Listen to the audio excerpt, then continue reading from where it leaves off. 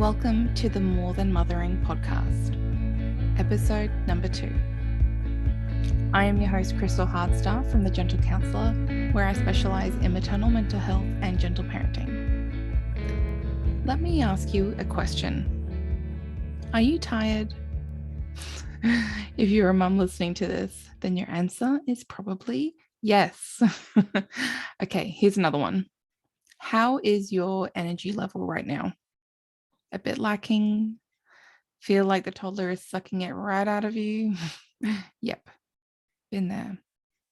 Let's talk about energy states for women, because I have some insights that I would like to share with you that I often share with counseling clients in session, and they find this information really helpful.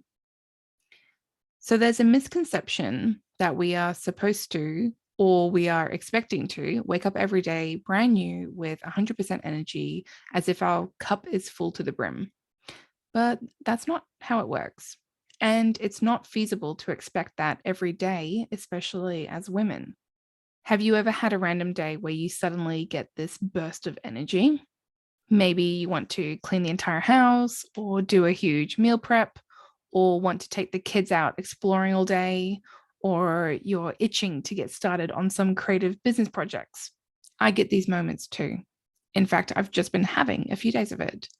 And what I've learned is that I'm allowed to enjoy this while it lasts, especially now as I've learned to expect that drop in energy that comes afterwards. So instead of beating myself up wondering why I can't just have endless energy, I am more compassionate and understanding of myself and where I'm at energetically.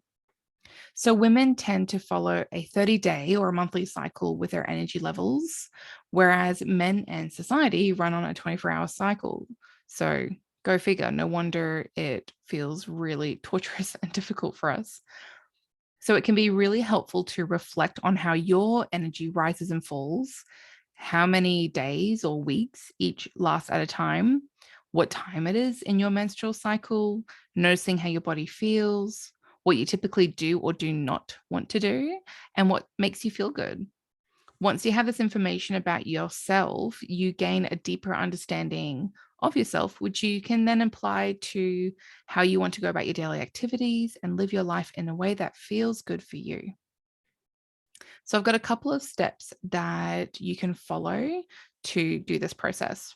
So the first one is reflect on your energy level each day. So make note and keep track of it if you can. You might like to use an app like a period cycle tracker or something like that, because usually you can enter in some information to those. The second thing is identify energy levels each day and notice how long each lasts. So just every day, reflect on how you're feeling. Number 3, use the knowledge of your energy levels to prioritize any unmet needs and self-care activities that are required in each. And I'll go through this more in a moment because there are 3 different energy levels that we're going to talk about. And number 4, based on the information from charting your cycle, actively plan your activities or work around your energy cycle. So you are going to optimize each of those times. And number 5, share this information with loved ones so that they can better support you, especially during low energy times. What I'm going to do is in the show notes, I'm going to link a chart that you can use. And in this chart, I've separated it as low, medium, and high energy levels. You're going to look at each of those and think about what it typically feels or looks like, what is challenging, like you do not want to do, and what feels good, which is where self-care and meeting your needs comes in. Now, let's talk about what else can impact your energy level. So being a parent is a 24/7 gig. You're either actively caring for your children or you're thinking about your children, both of which are energetically draining. You might have just had a baby, or you might have had a really restless night. Perhaps you're sick or they're sick. Often lacking energy is completely understandable and reasonable because of how drained you are physically, emotionally, mentally, psychologically. The answer is not to keep blaming yourself. The answer lies within giving yourself more kindness and compassion.